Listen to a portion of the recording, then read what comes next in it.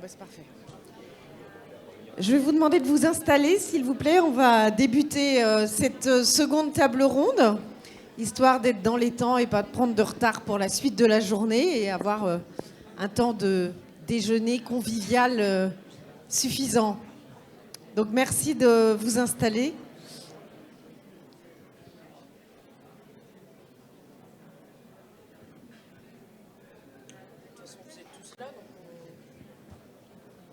Je démarre.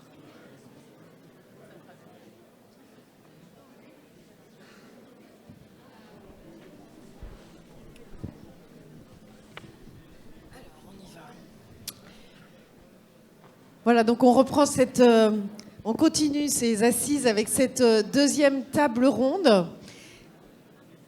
Cette deuxième table ronde qui va parler de la consommation et de la transition et surtout comment... Alors, je vais faire comme les professeurs, je vais attendre le silence pour démarrer. Voilà. Merci beaucoup.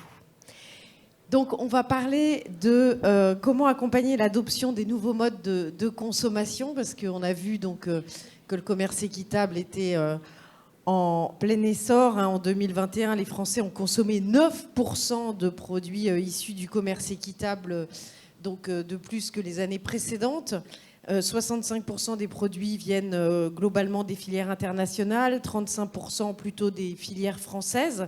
Mais à l'échelle de la consommation globale, c'est vrai que le commerce équitable reste une niche. Alors comment inciter les consommateurs à se tourner davantage vers ce type de produit ? Nous en parlons tout de suite avec nos intervenants que je vous présente. Donc Gwenaëlle Gault, qui est directrice de l'Observatoire national de l'Observatoire Société Consommation Obsoco. À vos côtés, donc Pierrick Deronne, qui est le président de Biocop. Ensuite, Marion Feisch-Müller, qui est analyste de recherche au BASIC, le bureau d'analyse sociétale pour une information citoyenne. Philippe Henry, donc président de l'agence Bio, et Estelle Dubreuil, déléguée générale du mouvement Faire un monde équitable. Alors, avant de voir comment est-ce qu'on peut inciter le consommateur à consommer plus de commerce équitable, on va essayer de voir quel est un peu le paysage, tout d'abord, de cette consommation du commerce équitable aujourd'hui. Gwenaëlle Gault, quelles sont les attentes aujourd'hui des consommateurs et est-ce qu'elles sont en adéquation avec des valeurs expliquées et défendues par le commerce équitable ? Alors nous observons beaucoup en fait les mutations structurelles. Alors parlez bien près du micro, s'il vous plaît. Si vous m'entendez bien ? Ça va ? Bonjour. En fait, ce que je disais, c'est qu'on étudie les mutations vraiment structurelles de la société et donc de la consommation, comme vous l'avez dit. Et ce qu'on repère, si vous me passez l'expression, c'est qu'aujourd'hui, il y a un boulevard pour le commerce équitable. En fait, on voit bien qu'il y a une critique de plus en plus forte de notre système de développement et des attentes et des aspirations qui bougent et qui s'accentuent. Et ce système de développement, c'est la production, la consommation. Au milieu, l'interface, c'est la distribution.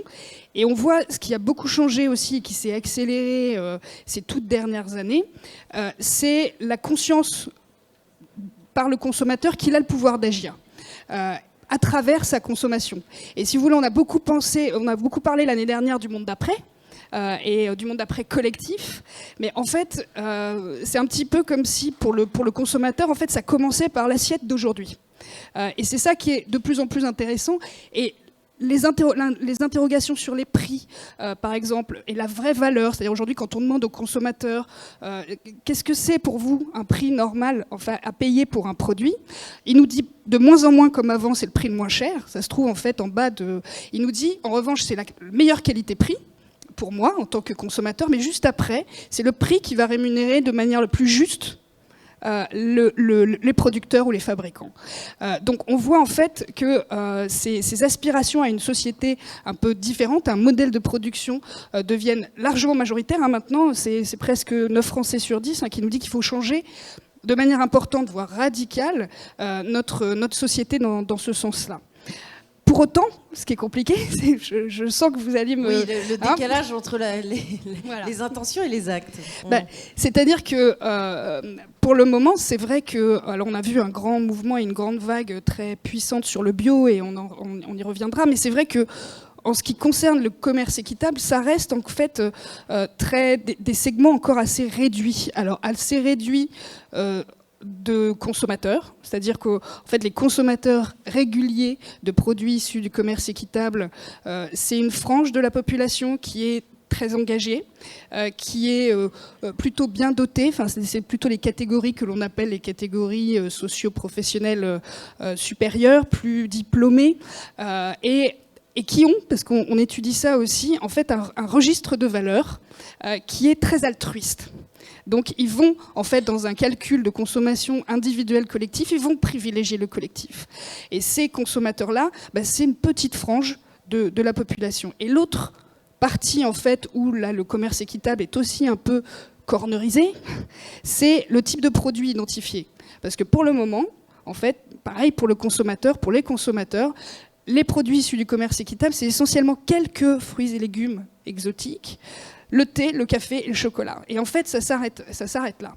Donc on voit qu'il y a entre ces aspirations, alors on dit souvent qu'il y a un décalage entre aspiration et comportement. Ça veut dire que, par exemple, le commerce équitable français est assez peu connu. Il peut y avoir, par exemple, il y a l'histoire, par exemple, de C'est qui le patron, mais qui a été un vrai succès, mais qui n'est pas compris tout à fait par les consommateurs comme du commerce équitable, en fait. Qui ne coche pas toutes les cases non plus. Et qui ne coche pas toutes les cases non plus. Mais en fait, non, c'est pas tout à fait identifié. C'est les catégories de produits et les consommateurs. Donc, c'est des segments, en fait, assez réduits des deux côtés, et la marge de progression est évidemment importante. Voilà, c'est ce qu'on va retenir, une grosse marge de progression. Voilà. Pierrick Deronne, Biocop, avec ses 750 magasins quand même, représente 20% des ventes du commerce équitable, c'est ça, en France, donc c'est quand même important. Quelle est votre stratégie pour inciter du coup le consommateur à choisir ses produits ? Bonjour à toutes et à tous déjà. On a une stratégie qui est assez claire, c'est de viser le 100% et donc de ne pas laisser le choix aux consommateurs. On a donc effectivement sur des aspects de labellisation démarré avec le Nord-Sud, donc aujourd'hui 100% des bananes, du cacao, du sucre, voilà, tout est commerce équitable. On a aussi une gouvernance particulière qui fait que les producteurs sont présents dans la gouvernance de Biocop depuis quasiment le début. Et donc, on a travaillé à du commerce équitable Nord-Nord, qu'on appelait Nord-Nord au début, maintenant Commerce équitable France, qui a abouti à une labellisation par rapport à la loi, on l'a vu. Et aujourd'hui, on développe fortement aussi le commerce équitable France en visant le 100%. Et ce qui est intéressant, c'est qu'on peut toujours aller plus loin.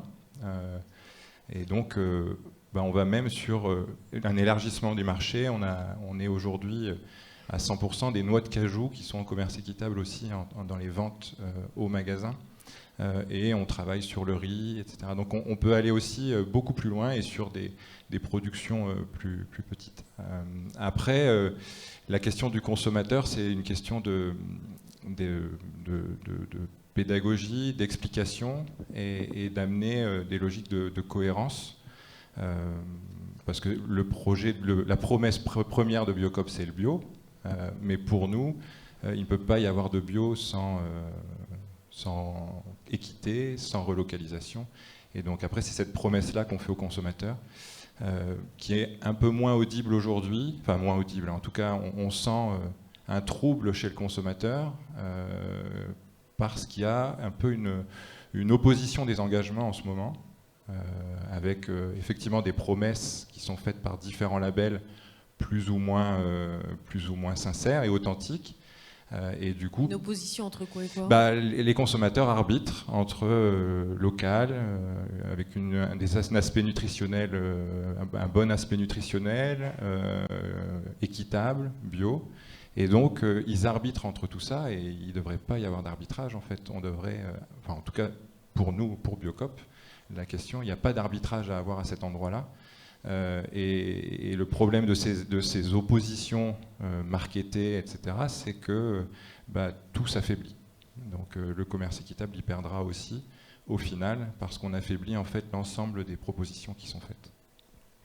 Estelle Dubreuil, vous menez des campagnes de sensibilisation sur le terrain avec, par exemple, en France, vous faites des opérations fermes ouvertes, ou vous organisez aussi des webinaires avec les producteurs du Sud. Quels sont les retours de ces sensibilisations? Alors, bonjour à tous et à toutes. Alors nous, on fait partie, chez Faire un monde équitable, on est un mouvement national de citoyens et citoyennes engagés. Donc on fait peut-être partie de la petite part, là, déjà, qui a compris et qui a changé de consommation il y a 10 ans. Nous, ce qu'on cherche à faire, c'est de prouver qu'une autre culture de consommation est possible à travers nos différentes actions. On veut un commerce équitable, pas parce que c'est qu'une réponse au marché, mais aussi parce que c'est un accompagnement pour nous de la demande sociétale d'un monde plus juste. Et on y retrouve vraiment dans ce commerce équitable tous les éléments pour que chacun puisse vivre dignement et en paix sur cette planète. Donc nous, à travers nos actions, campagnes, actions de terrain, on agit avec des bénévoles qui sont engagés et on a 3 axes. Si vous me permettez de les décliner, en fait. On en a un premier qui va rejoindre un peu ce qui a été dit.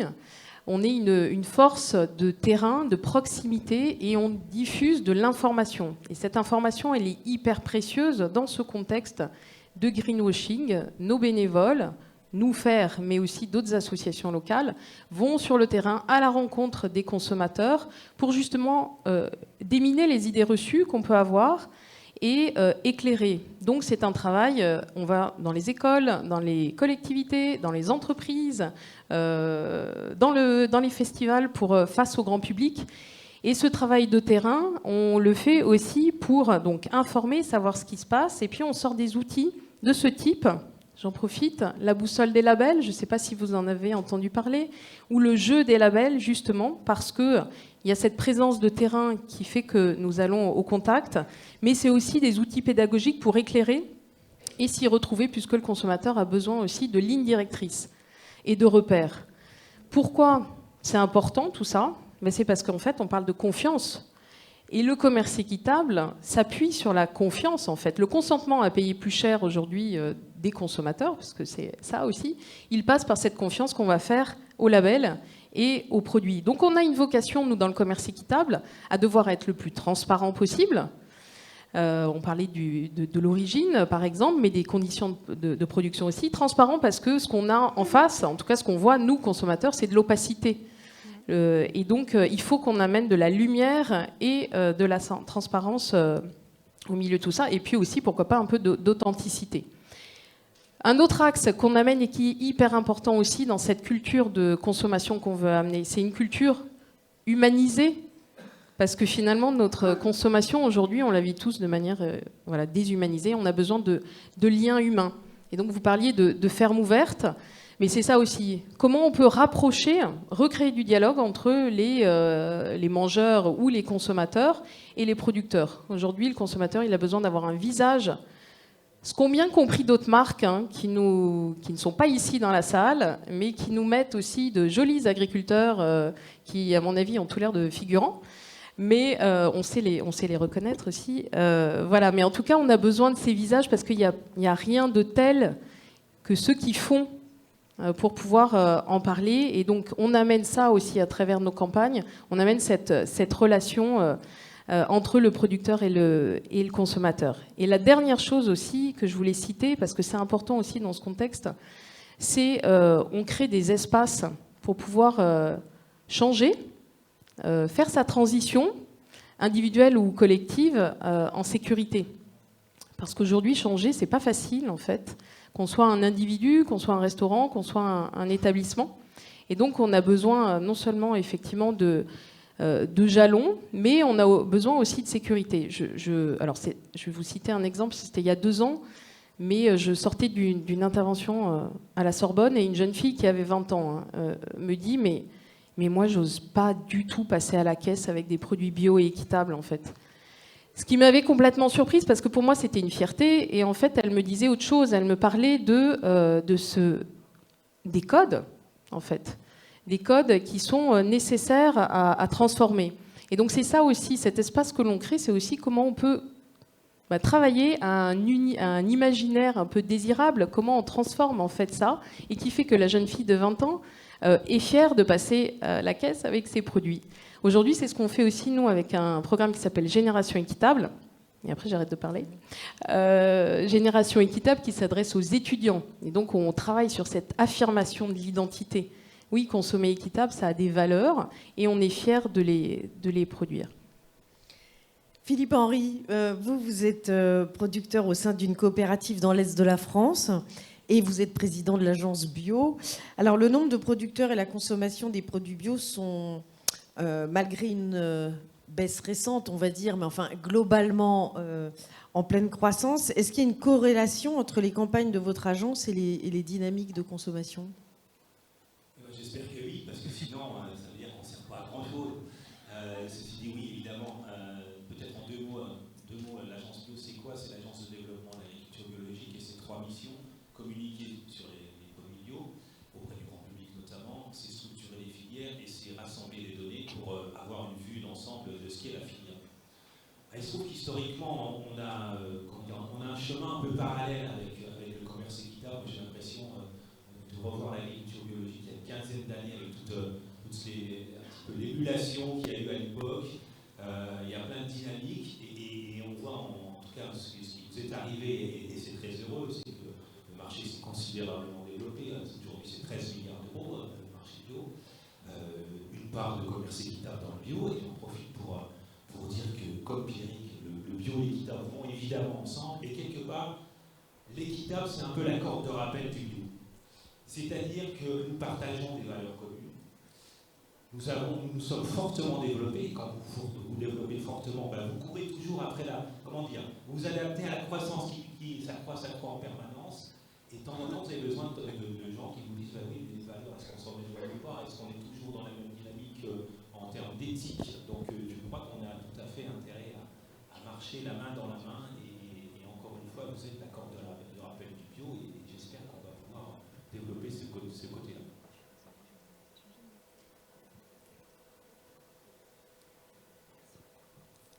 Petit changement de micro. Donc, vous disiez que vous avez tout intérêt à communiquer en commun, en fait. Absolument. Alors, ce qui s'est passé pour le bio, qui est à mon avis quelque chose qui nous a facilité de la vie, c'est que c'est assez lisible le bio. C'est relativement simple. C'est quoi? C'est pas d'engrais de synthèse, pas de pesticides, pas d'OGM. C'est ça qui parle au consommateur. Et c'est un seul label. C'est le label AB, je prends le français parce que c'est le plus connu, mais vous savez tous qu'on est sous le régime des cahiers des charges européens. Donc c'est aussi un élément qui est important. Et tout à l'heure, dans les propositions qui ont été faites, il y avait une proposition qui disait qu'il faut peut-être se poser la question de la multiplicité des labels. Elle est nécessaire, mais à un moment donné, il faut passer à la phase suivante. Elle est nécessaire parce que c'est ça qui crée l'émulation et c'est ça qui donne les solutions concrètes. Chacun, dans sa réflexion, amène des éléments.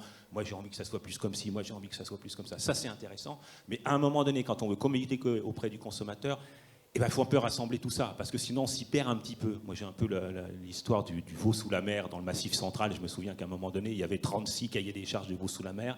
Il y en avait un qui mangeait un peu plus de luzerne, l'autre un peu plus de trèfle, mais c'était un petit peu compliqué. Et je pense que c'est un élément, si on veut communiquer, si on veut que le commerce équitable prenne vraiment son essor comme la bio l'a pris, je pense qu'il faut faire cet effort-là et je pense que ça peut être un élément intéressant à poser dans la réflexion. Alors vous l'avez tous un peu évoqué déjà depuis ce matin. L'une des questions, c'est pour justement changer d'échelle cette consommation du commerce équitable, c'est l'approche du prix, parce que les produits équitables sont plus chers. Alors Gwenaëlle Gault, dans vos études, à quel point le prix est un frein à la consommation ? En fait, c'est peut-être là que c'est pas dans le prix en fait. Ce qu'on voit, c'est justement les gens évoluer de plus en plus par rapport à la question du prix, de la valeur. Enfin, vous voyez là, on est en plein. Alors c'est pas le même secteur, mais on est en plein Black Friday. C'est de plus en plus critiqué, notamment parce que on s'interroge sur qu'est-ce qu'il y a derrière le prix. C'est la question de la valeur. Et donc là, il y a une forme. Les consommateurs sont vraiment montés en compétence et en exigence pour décrypter ces choses-là. Mais la petite différence, en fait, ce qui est intéressant, c'est quand on demande aux gens pourquoi est-ce que vous ne consommez pas ou pas plus de produits équitables. En fait, quand on pose la question sur le bio, ils nous disent le prix, et très fortement. C'est 75%, la première réponse, c'est le prix. Ensuite, ils nous parlent de la difficulté de changer leurs habitudes, et ils nous parlent aussi de la confiance, parce qu'à mesure que le bio s'est massifié, on a vu monter cette question de la confiance. Ça, c'est aussi les grands distributeurs, la grande distribution s'en est emparée, et donc là, on a vu monter la question de la confiance. pour le commerce équitable, les produits issus du commerce équitable, c'est différent. La réponse est différente. Il nous parle du prix aussi d'abord, mais à 50% moins que le bio. La deuxième chose qui arrive en tête, c'est j'y pense pas. J'y pense pas à consommer des produits équitables. Il y a la question aussi des habitudes, et puis il y a la question, mais c'est pas facile à trouver les produits équitables. Donc en fait, c'est là où c'est intéressant, c'est-à-dire que, et dans le j'y pense pas, il y a deux choses.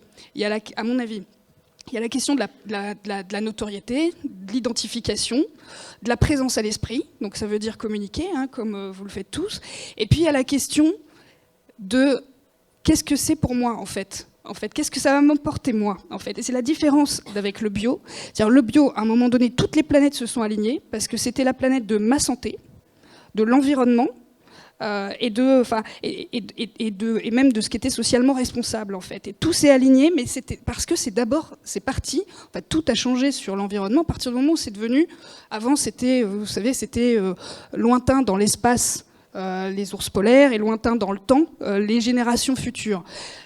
Pourquoi est-ce que il y a eu une montée en puissance de la question environnementale? Parce qu'elle s'est arrimée à la question de ma santé, de l'air que je respire, de ce que je mange, c'est l'alimentation, ce que j'ingère en fait, et c'est là où ça a explosé. Puis ensuite, ça s'est répandu évidemment à toutes les sphères. Donc, en fait, ce qui me semble intéressant je l'ai pas à l'esprit, c'est faire connaître tout ce travail d'éducation que vous menez, et aussi des codes et des symboles pour aussi désencarcérer tout le monde n'a pas envie d'être militant, en fait, mais on peut créer l'envie de consommer des produits équitables. Mais en faire quelque chose, voilà, quel bénéfice? Connaître les consommateurs, renverser le truc, connaître les consommateurs pour dire, ils vont trouver le bénéfice, ils vont être fiers de payer plus cher. Pourquoi? Ils vont être fiers, ou alors, et ramener aussi les bénéfices expérientiels, dire que c'est bon. Tout simplement parce que les gens cherchent une expérience gustative, ils cherchent une expérience sensorielle. Donc rappeler aussi que les produits, et on le voit pas souvent, que c'est bon, c'est bon pour la santé, et ramener ces choses-là aussi qui sont du bénéfice du consommateur, une clé d'entrée en fait chez lui. Et puis sensibiliser, c'est aussi expliquer la notion de coût caché. Marion Flegemuller, vous avez travaillé au basique sur cette notion-là. En fait, quand un produit alimentaire n'est pas cher, il n'est pas cher au moment de l'achat, mais il est finalement beaucoup plus cher que ce que l'étiquette indique. Tout à fait. Peut-être pour commencer par une rapide définition de ce qu'on comprend comme étant un coût caché, c'est tout simplement l'idée que toute activité économique prélève des ressources sociales et environnementales et pour cette raison-là a un impact.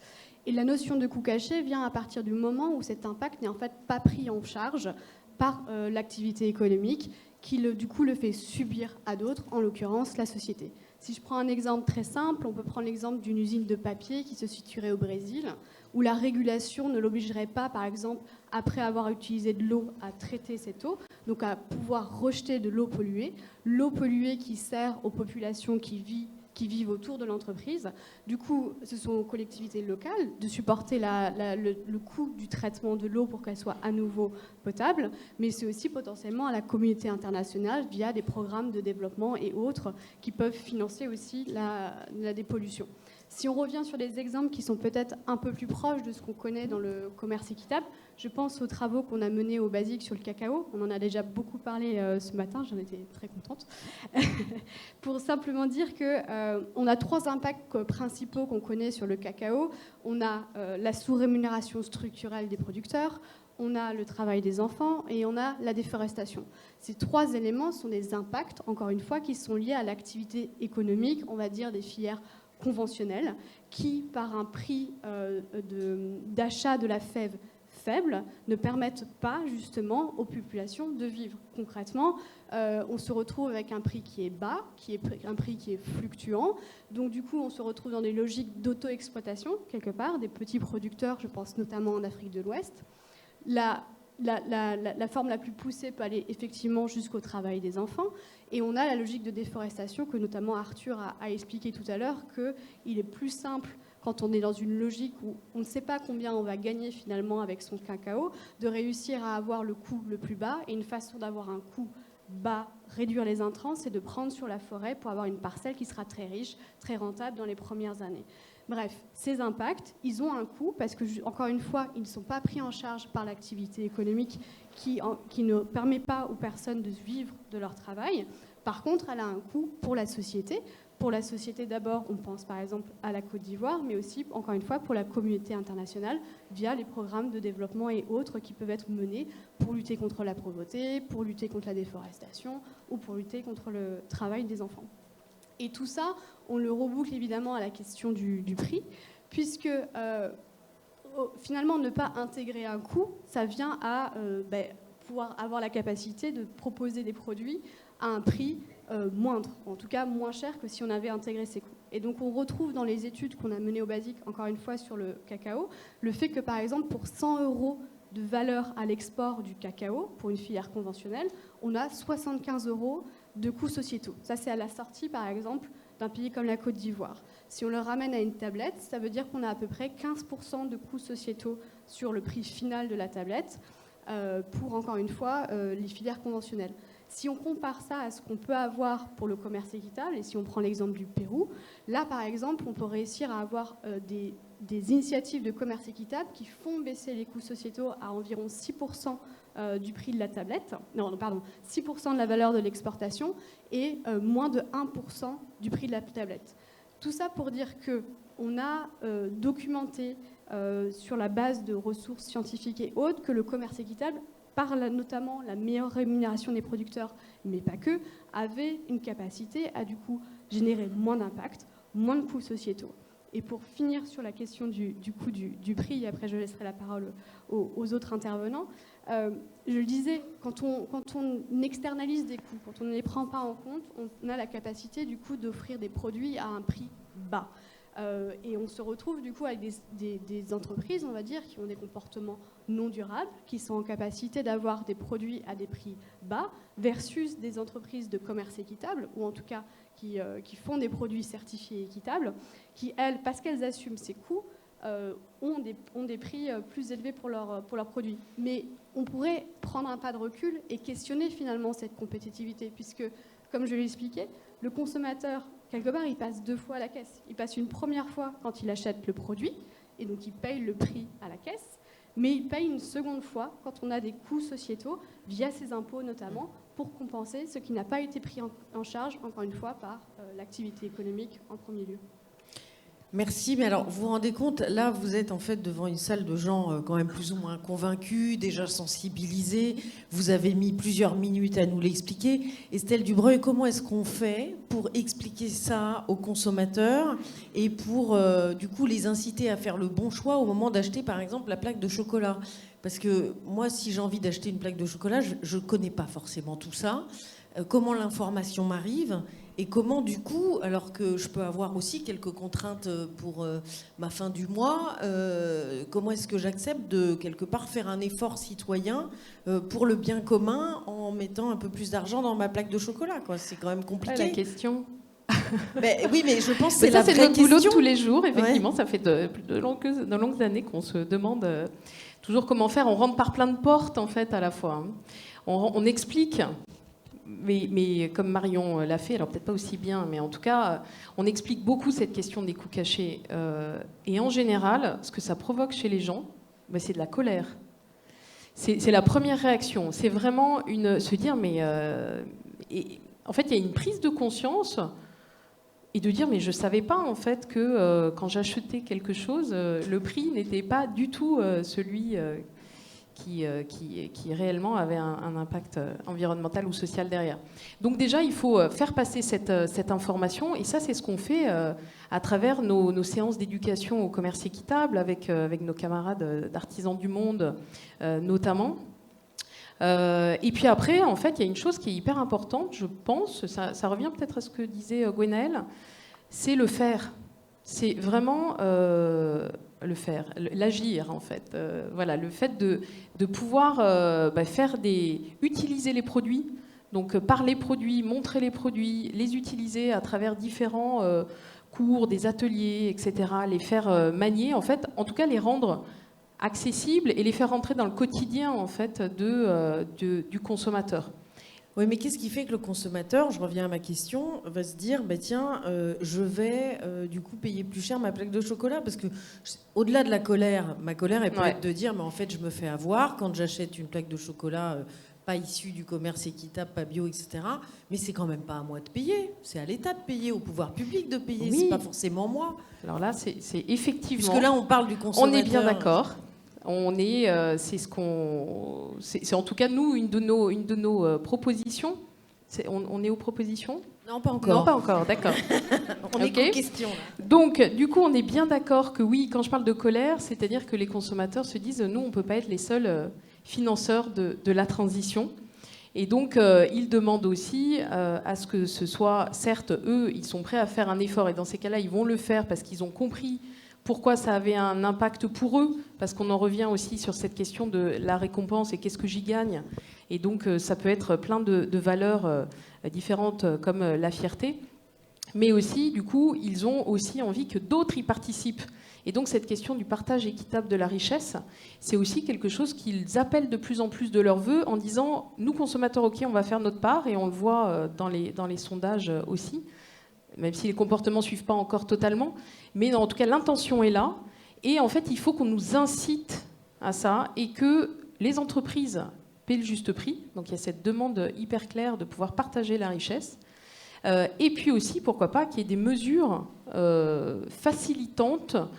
Je pense à la sécurité sociale alimentaire.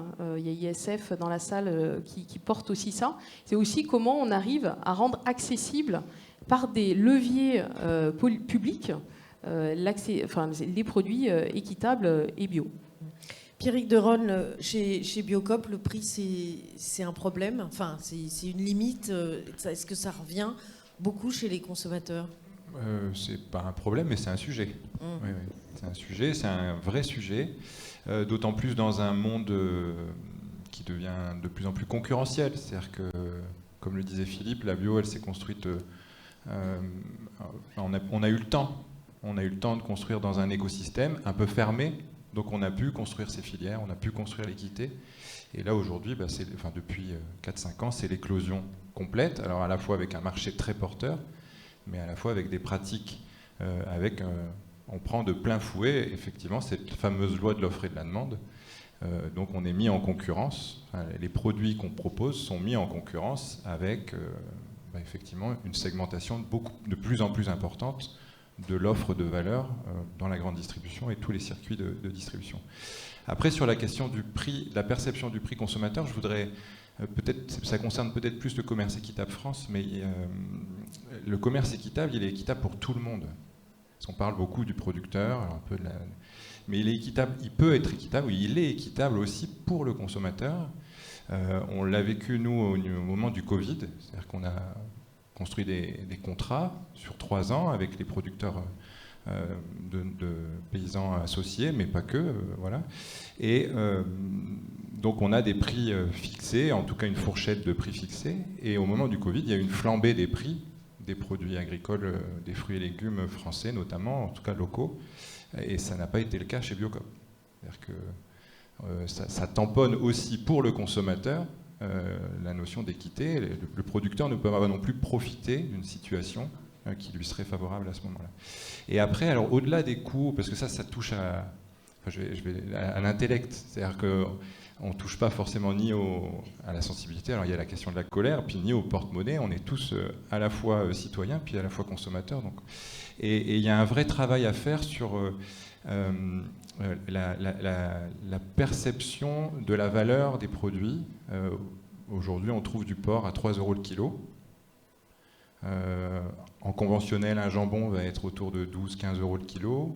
En bio, il va monter à 25-28. Si on y ajoute de l'équité, on est en train de travailler sur les coûts de production avec le label bioéquitable en France, avec l'ensemble des groupements agricoles. C'est très compliqué sur les produits très connus, les prix très connus des consommateurs, donc le jambon, le steak haché. Et on voit bien que si on voulait vraiment être au coût de production, équilibre matière, etc., il faudrait monter encore les prix. Et donc tout ce travail-là, il va falloir le faire ensemble. Et donc on ne peut pas demander aux consommateurs de faire ce chemin-là seul. Et chez Biocop, en plus, on veut travailler sur les essentiels nitrités. Et donc là, on risque de rajouter encore 15% au coût du jambon. Alors, pour être cohérent, s'il n'y a pas d'aide et de soutien et de puissance des politiques publiques sur la stimulation de la demande et sur l'accompagnement de ces démarches-là, c'est pas qu'on n'y arrivera pas, mais effectivement, on sera cantonné à un moment, on va devoir choisir notre clientèle et se dire, on est uniquement premium, et c'est absolument pas, j'espère en tout cas pour Biocop, c'est pas notre souhait, et c'est le souhait de personne aujourd'hui. Pierre-Henri, le prix, c'est aussi un frein pour le bio. C'est souvent ce qui ressort, ce que disait Gwenaëlle, c'est le premier obstacle.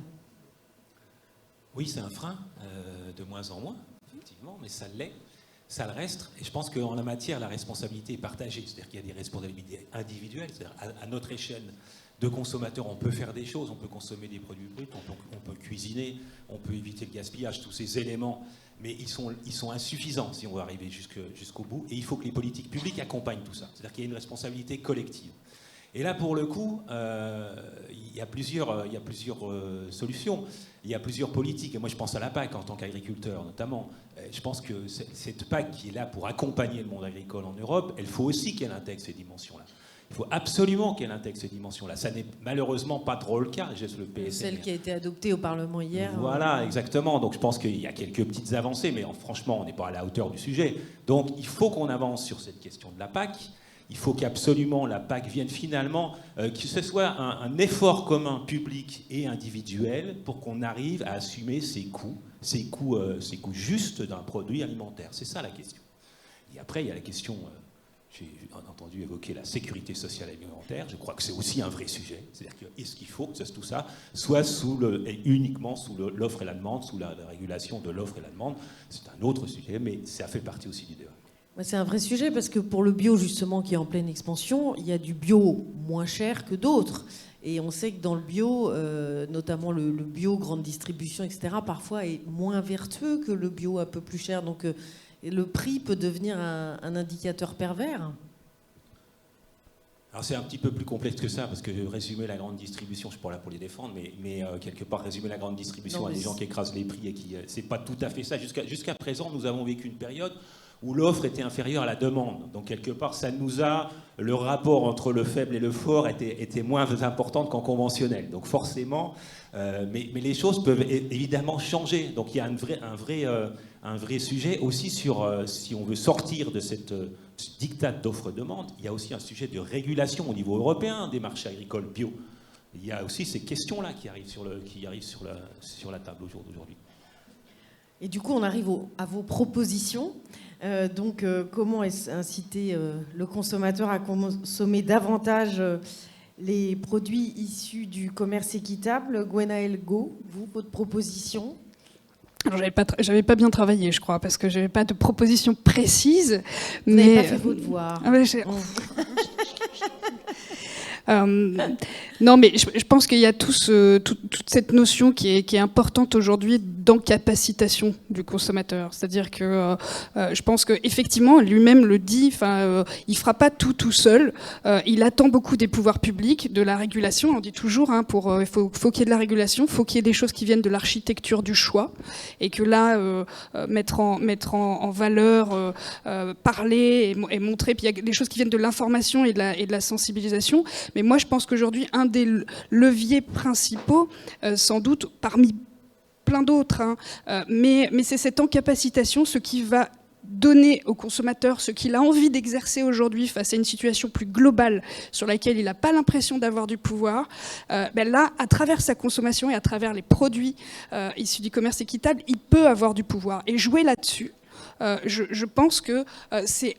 Encore une fois, il y en a d'autres, mais c'est lui donner le pouvoir qu'il attend d'exercer, parce qu'il y a trop de frustration, il y a trop de ressentiment qui vient d'un système qui maintenant est de plus en plus rejeté, d'hyperconsommation, dont il a vu les limites environnementales, sanitaires, etc. Donc voilà, cette notion de pouvoir, en fait. Pierrick Deronne. Moi, la proposition que je pourrais faire, elle tourne autour de la fiscalité. Alors, je ne réduirais pas ça forcément à une baisse de TVA, parce que je pense que ça pourrait faire comme dans la restauration et rester dans les mains du commerçant. Mais il y a des vrais sujets de bonus-malus, travailler à des systèmes de bonus-malus. Sur le bio, le Danemark a beaucoup stimulé sa politique agricole bio et les conversions en taxant les pesticides et en utilisant cette taxe pour venir soutenir les filières bio.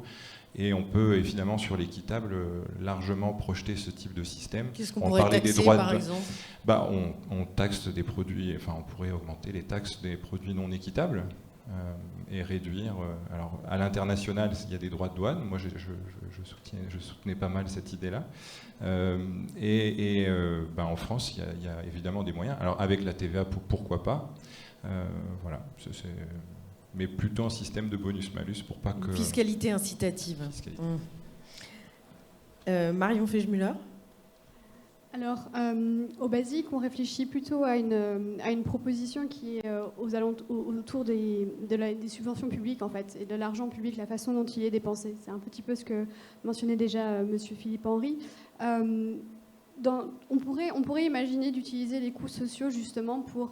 les coûts sociaux, encore une fois, qui sont assis sur des publications scientifiques qui nous permettent d'objectiver les impacts et donc les coûts que peuvent avoir différents modèles de production, les utiliser pour réfléchir à orienter les subventions publiques en fonction justement des résultats en termes de coûts sociétaux des différents modes de production.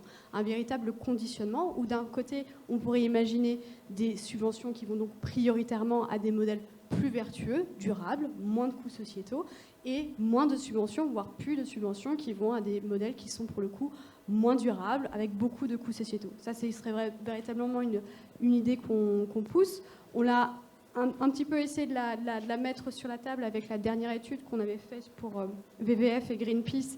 Alors certes, qui parlait de la durabilité des labels qui n'allaient pas jusqu'aux coûts sociaux, mais qui était un premier pas auquel on aurait pu rajouter les coûts sociaux.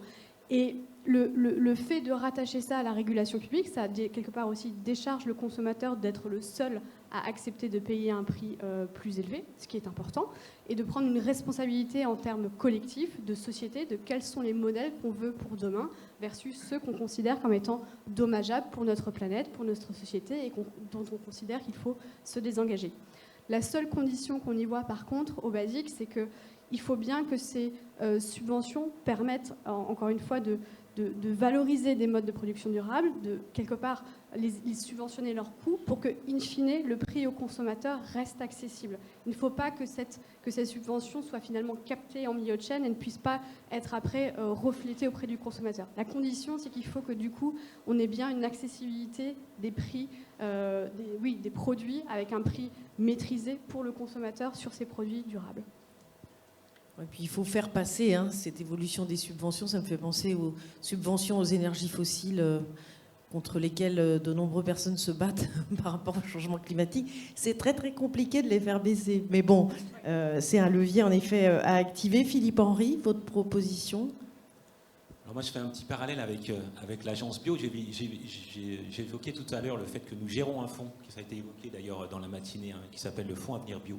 Pourquoi demain nous n'aurions pas un fonds d'avenir équitable ? C'est-à-dire que j'ai envie de prendre le ministre tout à l'heure au mot, c'est-à-dire il nous trouve très très bien dans ce qu'on fait, dans ce que vous faites, et tant mieux. Et ben mettons de l'argent et on peut peut-être commencer par France Relance, par un fonds d'avenir équitable qui serait géré à la fois par les pouvoirs publics et à la fois par vous, et qui permettrait de structurer des filières. On a absolument besoin de structurer des filières. C'est comme ça que le bio s'est développé. C'est parce qu'on a mis de l'argent, c'est parce qu'il y a eu de l'argent public. Donc quelque part, ça c'est réalisable tout de suite. La fiscalité, c'est compliqué. C'est un bon levier. Et moi, son idée de bonus-malus, moi je l'aime bien. Et on l'aurait eu d'ailleurs dans la PAC, ça aurait été pas mal cette idée de bonus-malus. Mais bon, mais je pense qu'on peut peut-être avoir un levier peut-être un peu plus rapide. On est en plus dans une campagne présidentielle. Demandons un fonds avenir équitable. Ah. On va passer au vote bientôt. Estelle Dubreuil. Alors moi aussi, ça serait une sorte de fonds aussi. En fait, on arrive, nous, acteurs de l'éducation, à transformer les choses si on nous donne les moyens. Aujourd'hui, il y a de plus en plus de demandes. On l'a vu dans la vidéo ce matin du ministre. De plus en plus de demandes de pouvoir accompagner sur le terrain différentes cibles, différents consommateurs. Or, on n'a pas vraiment de modèle économique pour pouvoir le faire. Donc on se dit qu'il est temps de reconnaître cette utilité sociale, une bonne fois pour toutes, de l'éducation au commerce équitable, et de pouvoir faire en sorte que ceux qui ne sont pas dans la salle aujourd'hui, par exemple les entreprises, les distributeurs, puissent abonder dans un fonds à hauteur d'un pourcentage de leur chiffre d'affaires pour justement améliorer, entraîner, inciter et pouvoir permettre à des bénévoles, des animateurs d'aller sur le terrain pour pouvoir faire cette action d'éducation, de sensibilisation et de mobilisation. Merci beaucoup. Alors, on va récupérer les questions que vous avez posées durant cette table ronde, s'il y en a, qui vont donc apparaître sur l'écran.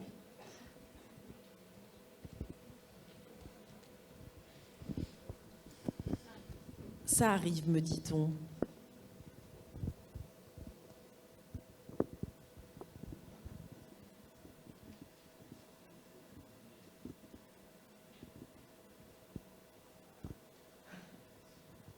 C'est important de les attendre parce que c'est la seule interaction que nous avons avec les gens qui nous suivent en ligne. Donc, tout le monde peut poser des questions parce que c'est par SMS. Allez, voilà. Alors, concrètement, quelles aides faudrait-il mettre en place pour aider les consommateurs à acheter davantage de produits équitables ? Moi, ça, je crois qu'on en a tous un petit peu parlé, à moins que vous souhaitiez rajouter quelque chose. Non ? Est-il envisagé une TVA variable en fonction de leur degré de qualité ? Par exemple, un bio plus équitable à 5,5 et un mauvais produit à 25%. Ah ben ça, je pense que ça va passer facilement. Est-ce que quelqu'un veut réagir à cette proposition ? Non, mais on peut l'envoyer voir Bruno Le Maire. Voilà. Je pense que c'est une bonne proposition. Très bien. Alors, je ne sais pas qui porte cette proposition, mais il sera réceptif, c'est sûr. C'est assez courageux. Comment vous positionnez-vous sur la sobriété de la consommation ? Comment relier mieux consommer et moins consommer ? Comment résoudre cette injonction paradoxale ? Oui, c'est vrai qu'il y a aussi la notion de moins consommer. On n'en a pas parlé parce que ce n'était pas tellement l'objet. Mais... moi, je peux dire un petit mot là-dessus. Moi, je suis intimement convaincu que dans ce qu'on propose, et justement parce que c'est en adéquation avec les aspirations des consommateurs, on peut concilier développement et décroissance. Et moi, j'ai pas peur de parler de décroissance. On doit aller vers une société plus sobre, en tout cas, et avec une logique de décroissance. Mais j'espère que les valeurs qu'on porte et ce qu'on porte, c'est ça qui va se développer au détriment de cette décroissance. Il y a largement le potentiel. Je peux prendre le cas de la viande. On parle beaucoup qu'il faut manger plus végétal. Et évidemment, il faut manger plus végétal. Il faut manger plus végétal et bio. Il faut manger plus végétal et bio et équitable. Mais il y a encore du développement et de la croissance pour la vente de viande bio. Enfin, voilà. Estelle Dubreuil, vous vouliez dire quelque chose ? Oui, c'est hyper important. Merci à celui ou à celle qui a posé cette question, parce qu'effectivement, on ne fait pas qu'inciter à consommer. On parle aussi de consommation consciente et de pouvoir faire en sorte qu'on rattache ses besoins vitaux profonds à justement notre consommation. Donc de ne consommer que ce dont on a besoin.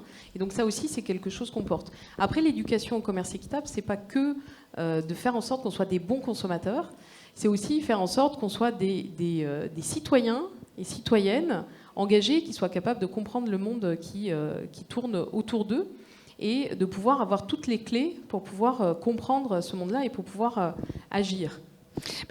Sur ce point-là, moi je suis toujours mal à l'aise quand on oppose consommateurs et citoyens, parce que je pense que justement on parle de l'individu qui est au milieu, et je pense que dans la société qui est la nôtre, où l'économie a quand même est l'essentiel des régulations sociales. En fait, justement, l'individu aujourd'hui il a plus de pouvoir dans sa consommation que dans son vote. En fait, c'est quand même ce qu'il ressent.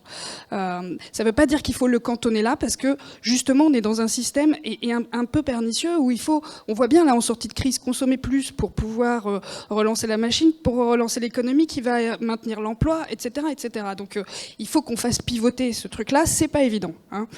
C'est un truc de longue haleine. Mais malgré tout, je pense que ce qui est intéressant aussi, et tout à l'heure, as fait en fait Estelle un lapsus très intéressant en parlant du faire, parce que finalement, enfin agir mais faire, et dans le faire, nous on étudie aussi en fait tout ce qui est vous savez, faire soi-même, par exemple, faire soi-même. Aujourd'hui, consommer, le problème, c'est pas seulement que c'est nuisible en fait à l'environnement, etc. C'est nuisible à l'individu, ça ne l'épanouit plus.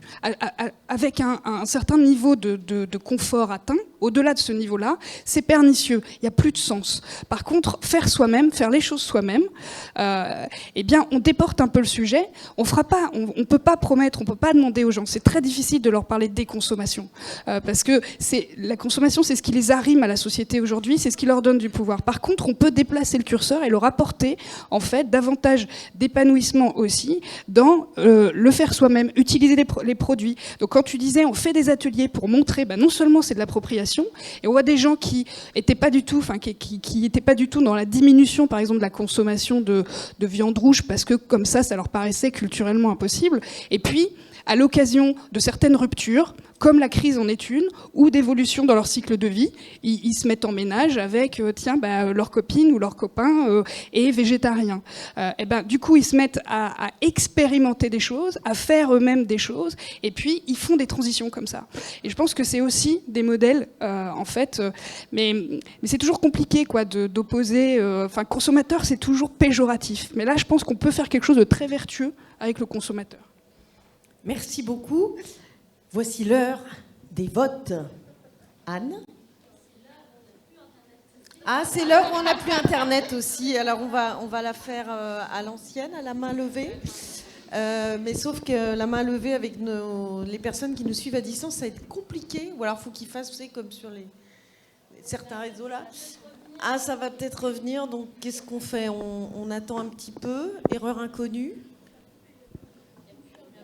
Il n'y a plus Internet. Voilà, c'est le début de l'effondrement. Il fallait que ça arrive un jour, c'est aujourd'hui.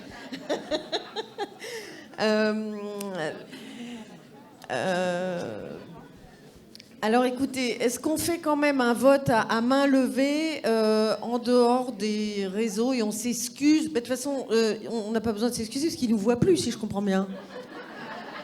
C'est coupé. Bon, alors, ils ne verront pas qu'on a voté sans eux. Très bien. Ah, c'est revenu. Ah, voilà, donc c'est parti. Formidable, c'est quand même plus convivial. Donc, on y va. Donc, Anne, tu veux présenter ? Non, je présente. Alors, donc ça synthétise, en effet, les propositions de nos intervenants.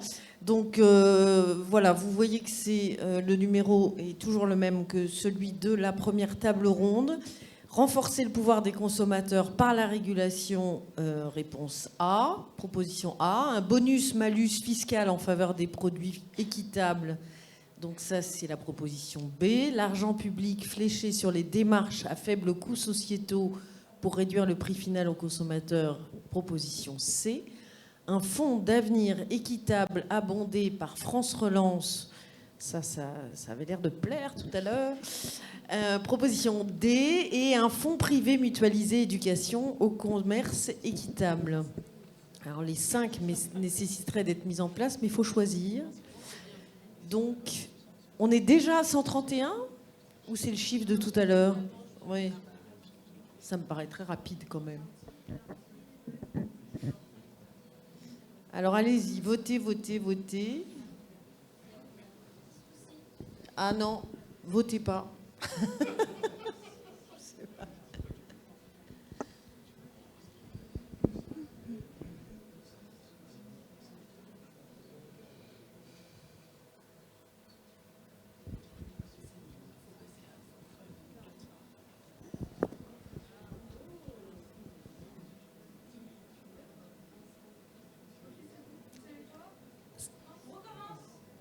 On recommence, c'est parti. Donc, si vous n'aviez pas voté, j'adore, tout le monde se penche sur son téléphone comme ça. Maintenant.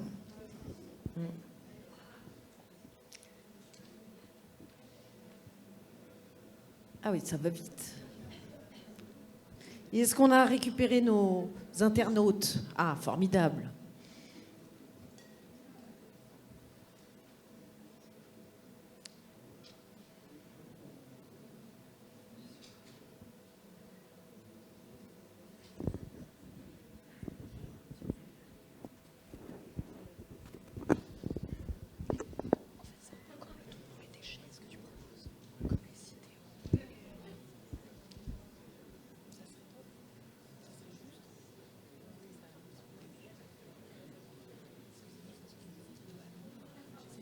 On va attendre au moins le chiffre de tout à l'heure.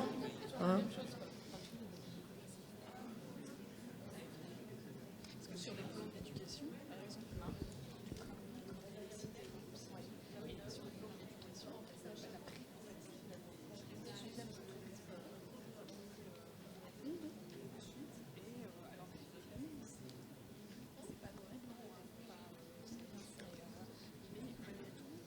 Ah, je vois qu'on stagne. Est-ce qu'on s'arrête là? Allez, 2 minutes pour les... Enfin, même pas. 30 secondes pour les retardataires. 117, qui dit mieux? J'ai l'impression de faire une vente aux enchères. 118, oui. On s'arrête là? On s'arrête. Allez, on s'arrête. 120. Ah, du coup, tout le monde se réveille. Alors, mais c'est très réparti tout ça entre les 3 propositions B, C et D. Donc, c'est le bonus-malus fiscal en faveur des produits équitables qui est en tête, suivi de un fonds d'avenir équitable abondé par France Relance et l'argent public fléché sur les démarches à faible coût sociétaux. Donc, quand même beaucoup de propositions en faveur d'un financement public. Voilà, donc on va aller voir Julien de Normandie assez rapidement. Hein, il n'y a que ça à faire finalement. Mais merci à tous, en tout cas, d'avoir suivi cette table ronde. Merci aux intervenants. Voilà, bon appétit et Anne va vous donner la suite du programme. Oui, juste pour vous dire que donc, cet après-midi, il va y avoir des ateliers dans cette salle. On va avoir l'atelier, si je ne dis pas de bêtises, biodiversité, en salle Tilleul, qui est au premier étage. On a l'atelier climat. Et en salle Mirabel, au 2e étage, c'est l'atelier financement. Pardon. Voilà. Et donc, si vous avez oublié ce que je viens de dire, ou en tout cas pour la 2e session d'atelier... Pour la 2e session d'atelier et pour celle qui suit, vous avez le détail sur votre badge, en fait. Vous avez votre programme. Donc, c'est noté sur votre badge. Et voilà, je vous souhaite un très bon appétit. À tout à l'heure.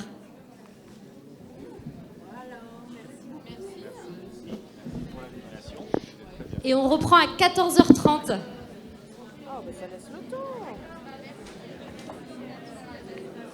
Est-ce que Wenal t'a été contacté par des étudiants pour donner part?